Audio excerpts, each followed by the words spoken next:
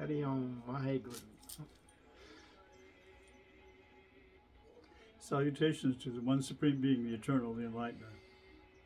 I don't know who else to talk to, you know? Seems like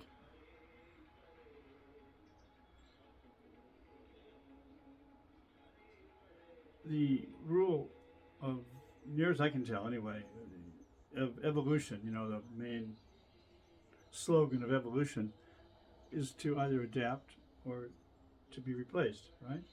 It's a continual adaptation to the environment, both biological, psychological, neurological, that we find ourselves in, right? Continual. So there's not much resting here. You know, there's establishing base camps. There's establishing, we're using metaphors again.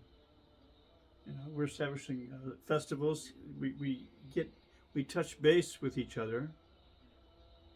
How's that working? You know, what's the practical application?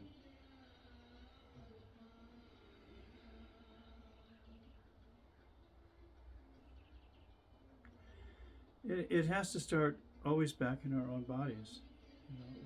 You have to feel good in your body, no matter what we find. And as a sadhu, he trains himself to just to be happy, right? And you might find yourself in a strange situation, but at least you'll, you know, as far as traveling, I mean, you know, right?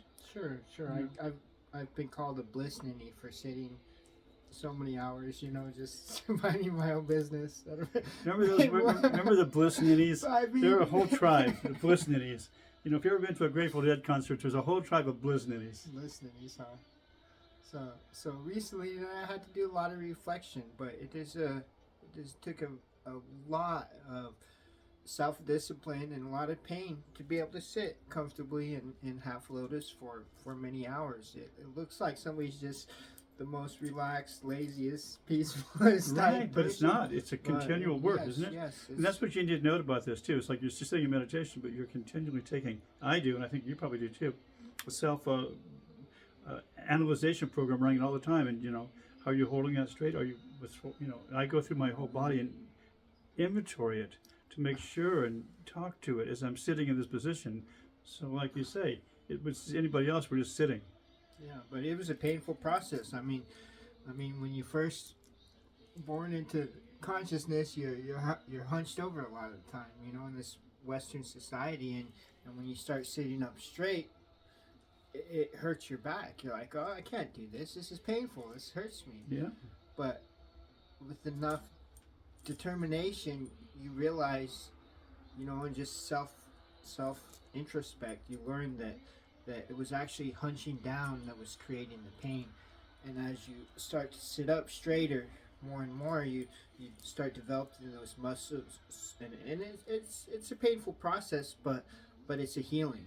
You start healing the alignment in your body, and so eventually you get a point where it is comfortable to sit straight up. Yeah, well, you get to the point too where you realize that life is an uncomfortable process. From the day we were born, right? That doesn't, as I recall, that wasn't exactly the most comfortable for either my mother or myself, you know? And it just goes on from that, guys. It's not a question of resting, it's a question of just examining. That's what I get down to. The stable, how do you create a stable platform for self-examination? And you do it the best you can, you know? You pull yourself up by your own bootstraps. You find a way to accept yourself in the reality that you are participating in. You find a way to make that work without losing sight of the essence of who you think you are. Right? Isn't that it? Yes, beyond all these small inconveniences of body. But that's, yeah, what else would we be? If you and I didn't have a body, how else would we talk? How is the infinity going up there, Mr. Infinite Being of everything? And you have no words because the words don't describe infinity, so we're just going to sit here and look at each other and go, nice to see you, yes. But who are you? These bodies sure are fussy, though, aren't they? They have to be. Is there any kind of biological, mechanical contraption that doesn't have... We're subject to entropy. These are subject to entropy. These are... you get to expand yourself to all of us, then there's no difference. You, me, anything else in the universe, it's all part of our own mind space that's been created out of the infinite mind of God, but which is us. We're the kind of semi-articulate, semi-literate spokespeople for that in this point in time, you know? But, you know, barely. I mean, how can you express that? Do our best. Bring it back into your body, right? All this fussiness, you can learn to lovingly take care of the body in a very, very healthy way. Have to. Because if you don't love your own self, which is your body, because, you know, you have any other way of looking at yourself as body? I mean, I look in the mirror, I don't see, is that me? Okay, well, it's what's representing you. So if that's the case, if you are this infinite being, right? How's that working out for you? Does that look like you? And you go, whoa, I guess I better clean that up a bit. What could it look like? And that's the kind of introspection you go through. You go, okay, well, what are we looking for here? Well, happiness, joy, and bliss for myself, you know. You know, and that is an introspective nature. How do you get there? Well, you got to create the stable mental environment that allows those neurological connections to create the biochemical nature of this whole thing.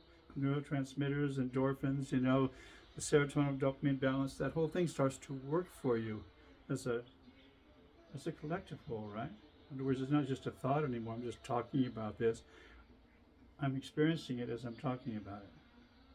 Or at least I think I'm experiencing it as I'm talking to it, because I can feel the energy flows now. I can visualize them moving through, you know, the neurology of my own, how my mind is actually connected to my body.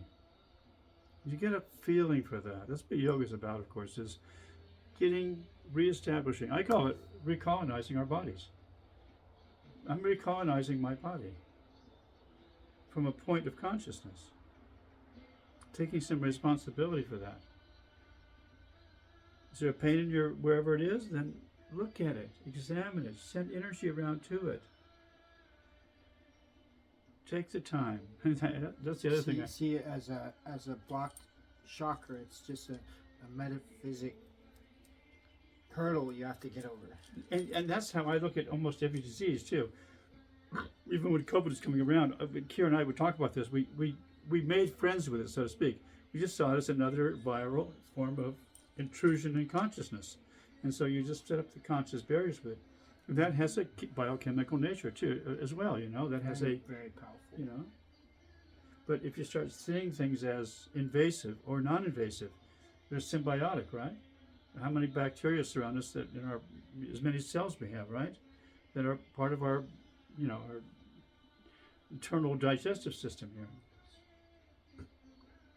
That's our life in general. So you can follow these metaphors and analogies forever, but the idea would be to have a external probiotic lifestyle that supports the essence of who you are, right?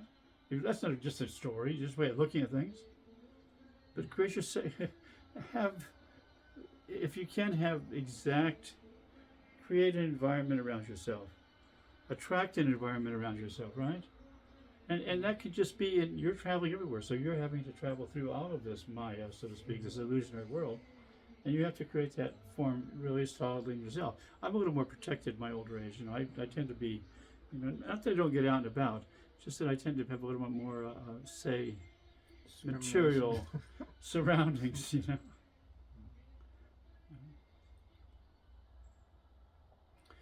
We create that. But wherever I go, and I know you do too, we attract people of similar, and I see that in most everyone, don't we? Even the most redneck person. What are you doing here? What are you talking about, and who are you to ask me who the hell I am? You know, that kind of thing. You know, that guy. You know, even then you take the time to say, okay, I guess that's just the guard dog, you know, of the universe for this particular segment of reality. You know, and you deal with it humanely. Or depending on your point of view, right? Yes. You might just tell him to go fuck himself. But that's your option. But at least you'll do it with a sense of humor, right? Yes. With a sense of like, come on, guy, we're not playing that. And then too, just opposite sometimes going up to rainbow gathering. You know, somebody of the Christian camp will just give me an ugly look and say no, and just keep walking. I don't even want an introduction or hi at home or nothing. Just like completely disgusted. Like, okay, good. Well, we find it all the time, don't we? But it's in a way, it's just that's But their the problem. most sweetest people, though. Never mind those that ridicule or have something nasty when they see a reflection of you. You know, it makes it up. It could be 100 of those people. One sincere, kind gesture or some kind of compassionate thought or fearless action from a stranger will warm your heart and disregard all those hundreds of fools. You know, and the truth is, what I found too, because there's certain fools you're just not going to talk to. Let's face it. I mean, you're just not going to waste your time because the process to re-educate that person is beyond your scope of life. Let's put it that way. So, you know, you just stay away from those. You know, you say, okay, but that's somebody else's problem because I don't have the time. And the universe has a way of shuffling out your playlist. Yeah, exactly. You finally end up with people that, you know, at least on a frequency level that they can start to having an intelligent conversation with themselves. I mean, that's what it comes down to, doesn't it? How to have a conversation with yourself. How are you doing today? Well, I don't know. Let me think about it. Well, then examine your body. How's your body doing? So how you talk to yourself. And, well, okay, that feels like, you know, that's it. Okay. Then how can you? What would be a way to communicate with that part of your? You know, just the way you talk to yourself. Start with the body. How do you feel? Then you say, okay, this, and then, well, then go into your psychological nature. How is that? How are you? And, you know, it's all tied to the biochemical nature of this. Do you feel happy, joyful? Would you like some, you know, what neurotransmitter are you lacking in, or where is being diverted to not make you happy? You can think of it on that biochemical level, too. You know, because it's just a way of thinking. And you can start to trigger those programs. I call them the, you know, the memories, so to speak. You know, something that made me happy, a childhood thing. And I can go back to that, and I can remember that. That felt like that. And then that opens up that whole it changes everything on a biochemical level. And you start to feel it. You just feel it. Well, that's right. Of course. How could I forget this? You know? And so it's a process of getting access to our own biological, neurological basis of reality here. Finding a point saying, this is what we are, this is who we are. We're examining this from this point of view. It is a floating point of view in an infinite sea of consciousness. But at least it'll be a stable point of view for this particular biological form. And you can obviously get too crazy. Again, we're talking about evolution. I'm talking, obviously. But evolution is adaptation. So it's back to that original thought here. It's all, you have to adapt almost in the moment. That's why I'm making friends with AI. I just consider it another tool. I consider all of this stuff, the phones, it's just all as a tool of examining our own consciousness here, our own being. And AI is just one more tool, how it orders the group mind, right? It goes through the, running car, all the different possibilities of this group consciousness. It's just another tool. Okay, let's look at it from this point. We're just search engines, right? I have Sigmunder 01 installed for my search, and you have Adam or Arjuna version 1, or whatever version you're on, installed in yours. And that's all it is. We're just operating systems that are determining what browser history we want to look at. I mean, you can look at it that way, right? You can look at your mind to that kind of a complexity. And then let's assume, why not, that we have photographic memory. I have it occasionally. I can pull it. I can almost put it out the corner of my eye, But if I had a way to get in there, I know it's there.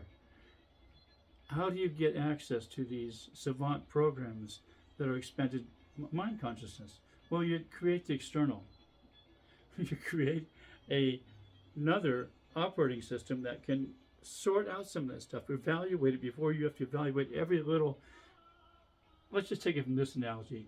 The eye has, I believe, something like able to receive millions of pictures at any one time, millions of pixels of information, right? By the time it gets back to the optic nerve going into the brain itself, it can only sort through like 40,000 or something small number out of the millions that are available. And so what the mind does, or what the eye does, it builds up a background of knowledge instantaneously. Oh yeah, that's where we know where we're at. So that whole thing formulates in our mind, that image. And we haven't taken the time to actually look and see the image. We only notice that anything in the image has changed but nothing has changed. Well, someone moved my, that. We don't notice otherwise. It's how we view life, consciousness in general. So out of all the billions or trillions or countless number of information coming into our mind-body cycle at any one time, we can only evaluate a small amount of it in any kind of coherent basis. We can talk about it. I mean, we can go to infinity here. Just ways of understanding our own psychological, biological matrix here. That's what I keep trying to get a glimpse of how I am evaluating things. What I like that part where you said about reflecting on when you was a smaller child. At least sometime in your life you can remember where you're doing a child thing and you're just okay with totally happy, at peace with everything in the world. Everything made sense. Made sense. It was just there's many times in my childhood now that I think that just whole kind of aspect of life, just a reflection on that. Yeah, I know. It's a good way to clear the slate, isn't it? To be able to be receptive to even higher. Of course. Well, and again, it's all even the Christians that go back to the eyes of a child. There's that, guys. To keep in mind that unconditioned mind before you had a name. These things go. Are we okay here? Jesus said, "Suffer the children to come to me." Yeah, of course. And if you say that to yourself as a reflection of your consciousness, what would it take to suffer you to get your child consciousness back inside you? And it starts with sitting with a straight spine, doesn't it? Yeah, that's what you have to listen. We have to listen to our own words carefully. That's why I'm recording a lot of this, because I get back and listen to it. I'm going, does that make any sense? And before I publish it, I want to make sure it makes sense to me, first of all, before even anything else happens here. But these are the conversations that I would recommend all of us have with each other, and this gets us to the point of examining reality, but you can have fun with it. You should be able to go out. We're going to go out, probably take a ride down the beach today and have some fun, and enjoy all of this. It's all inclusive. Everything has to tie together in this.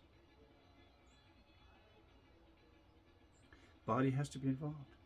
Okay, we'll stop there. It's getting a little long. Okay, we'll come back to this in just a minute.